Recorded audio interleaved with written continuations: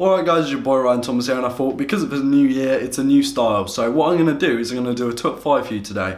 Now, hopefully you had a fantastic Christmas and hopefully you had a fantastic New Year's kind of evening and everything. It was fantastic. I had a decent time. Sorry for the lack of videos over the week, but of course, you know, you've got better things to do than be watching my videos, and I kind of wanted to spend some time with family and friends. So this is my top 5 tech life hacks, and I'm going to do maybe a few episodes of this, but this is my starter one. Again, the different styles is just because I've noticed a decrease in views and stuff, and I know YouTube's going through a change, but also because, you know, it just gets a little bit boring doing the same thing over and over again, so I thought it might be a little bit of an idea to make a more diverse kind of range of videos instead of just reviews all the time. So this is my top 10 life hacks to do with technology. Now the first 3 are audio related. The first one is that, you know, like Apple Earpods, they're probably the world's most used earphones ever, really, because of course they come with every iPhone since the iPhone 5, I believe, and of course there are a lot of iPhones out there, so you've likely got some. I use earpods even though I don't own an iPhone. I just like the way they fit in the ear. I cannot use earbuds. Most people kind of don't like them because they lack sound quality, especially with the bass. Lots of people like more bass, and there isn't a hell of a lot of bass in it. When you sit them in your ears, because they sit in your ear, that's why I like them, instead of putting them like almost wedging them in your ear. If you twist them down slightly, you're going to get the angle is going to be more direct, and you're going to get more of a bassy response, and it's really cool because at first you think, oh, maybe I'll need an equalizer on my phone or something. No, you just twist these earpods down, and you don't go all the way. You can kind of fine tune them. Obviously it's better if you're listening to music at the time, so you can kind of hear the sound difference. But when you do, you get a bassier sound and overall a more fun listening experience, which is strange, but not a lot of people know that. The second life hack to do with technology that is music related ties in a lot with the actual third one. So this one is, you know, you might have a hi-fi set around. You might have hi-fi speakers, you might even have a separate unit, you might have a set of Sonys or Philips like I have. And you have a PC that doesn't have great onboard speakers, and at the same time you want to use speakers, you don't want to use headphones. So with this is my favourite thing. I've been doing this for years now.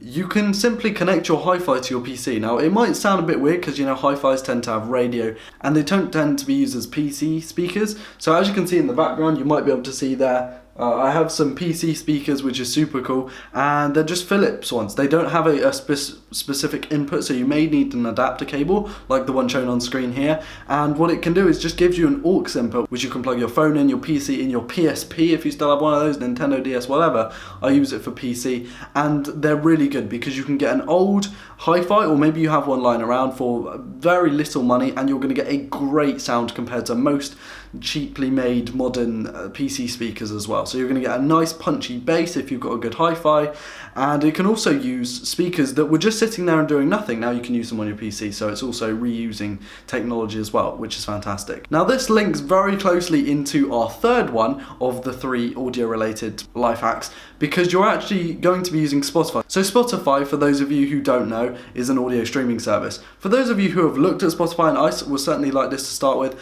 I looked into it, thought it has adverts, and there isn't a lot of functionality on the mobile side of things if you get the free version. No, it is fantastic, and I've been using, yes, the Casey Neistat hand emoji there, and I've basically been using Spotify for the past year now, non-stop. It is brilliant. So to start off with, obviously you've got the app on your phone, and it works on iOS and Android, and then you've got the app on your computer. It works with OS X, Windows, and also Linux as well. You can use it on there. So you're sat in bed, you know, or you're laying in bed, maybe you're with a lady friend or a man or a guy friend, you know, maybe you want to change the song, or you want to put some music on but you don't want to leave the bed, or maybe even you're in a different scenario, you're sat on the sofa and you want to put some music on for the family. What do? Do you get a Chromecast that costs money? No, you don't. You have a PC or maybe a games console that's set up, and you have a mobile phone. You download the apps on both, and you can use Spotify devices, which is like if you know Spotify, you might have heard of this on the little adverts they have in there, but you might not have used it before. And essentially, you can bring up Spotify on your phone and control the Spotify that's on your games console or PC using your phone. Now, you can do it the reverse if you really wanted to, but this requires the premium subscription, I believe. But where you can control the PC from your phone, that's perfectly free and you can use it, you know, whenever you want to, really. It's brilliant. And also you actually get to use the full functionality of the desktop Spotify, the free version, on the mobile version. So if you guys have tried to use it before, the mobile version does have a thing where you cannot play a playlist, you have to play it in shuffle, and there are extra adverts, whereas the desktop's a little bit more refined, even though it's still the free version. You get that full functionality here as long as you're controlling that desktop version. And there are plenty of use cases for this. Not a lot of people know how useful Spotify is. It's fantastic, it really is. And just a little side note, if you wanted to control your desktop with your laptop, or maybe even another desktop in the house, you can. And the only two requirements really are that both devices are on some kind of internet connection. It doesn't have to be Wi-Fi, it doesn't even have to be on the same local area network. Say you're out at a friend's house and you want to, you know, prank your mum or your family at home by logging into your phone over 3G or mobile data and controlling it, you can do that too. It really doesn't have to be over the same LAN. It's quite a versatile piece of kit, really, considering it's free software. Okay, so enough of the audio related life hacks now. There are a few things, one of these actually links to the other, so these are kind of linking together. It's pretty cool. So the fourth one is if you have a Samsung phone from, say, I believe it's the S3 all the way up to the S7 Edge, and even Note 7, although I believe you cannot use those anymore, you are likely going to have an OLED display. And also on other phones that have OLED displays, you know, Motorola uses OLED a lot of the time, people like that. Basically, if you go to gsmarena.com and you type your phone in, it will tell you what type of display technology you have. Now, OLED, AMOLED or Super AMOLED are my favourite types of technology. And you might be wondering why. Well, it's because black pixels are not lit. So you can see the time, the date and the battery life here. Now, the rest of the screen is completely black.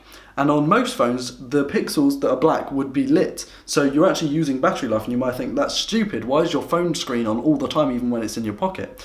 Well, on here, it's fantastic because it's actually just using the processor and obviously the battery to light these there's a very small amount of pixels, which is brilliant. I really like it.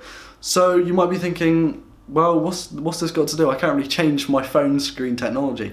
Well, if you've got a phone with the screen technology like this, change every single setting and every single background and everything you can on the screen to black. Now that might sound a bit stupid because, you know, there's a lack of colour, there's a lack of fun. What are you talking about? Well, if you're complaining about battery life and you change everything to black or a dark theme, it won't be lighting those pixels and you're going to extend battery life, which is just brilliant. I do have a Samsung S4 that I use as a Pokemon Go phone, and I put a black screen on there and basically removed everything else, so the battery life is a lot better. This closely links to Pokemon Go. So that is my Pokemon Go phone, but the best thing about Pokemon Go is it has a battery saver mode. Not a lot of people know what battery saver mode does on it. Basically, I believe on Android at least, when the phone is upside down, it turns the screen off, or at least leaves a black kind of display.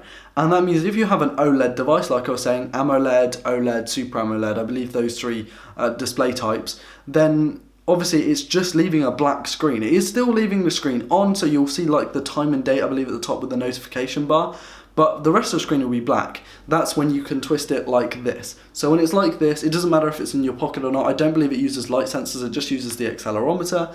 Then your screen will be black. Now this is useful because obviously you need the Pokemon Go app to be open if you want to catch or even hatch eggs and stuff. Really annoying how you can't just leave that off, to be honest, but there you go. Well, what you can do is just hold it like this in your pocket. You'll still get those vibration notifications from Pokemon that are spawning and also, you know, your eggs hatching or whatever, but you will save battery because the screen will be off. Now, of course, you don't have to have it in your pocket. All you have to do is make sure that it's kind of downwards. But apart from that, you're getting a fantastic battery saving technology. I didn't even know what battery saver was. I thought maybe it limited performance or something, but actually it does this, and it's a really cool party trick. Something to note though, when you log out and log back in, I believe it resets, so you kind of have to make sure that it's on all the time. So thanks for watching, guys. That's been my top 5 life hacks to do with technology. I hope that you enjoyed it. I hope you had a fantastic, you know, Christmas and New Year. And yeah, it's a new style of video. I don't really know how this is going to come out. I'm just dipping my toes in the water at the moment just to see which kinds of videos do well and which kind of videos are fun to make. I've had more fun making this video than I have making like the past 2 or 3 months worth of phone videos, just because they're a little bit boring and get a little stale. I've been doing this for about a year now, guys, so it's kind of annoying. Please leave a like if you like the video, dislike it if you dislike the video, leave a subscription, you subscribe so you don't miss a video like this one if you're new, and leave a comment. Tell me, you know, maybe some of your tech life hacks. Maybe your life hacks will be featured in the next video, and I'll leave your comment on screen or something, give you a shout out. So thanks for watching, guys. It's your boy Ryan Thomas, and I'll see you at the end of the week. Peace.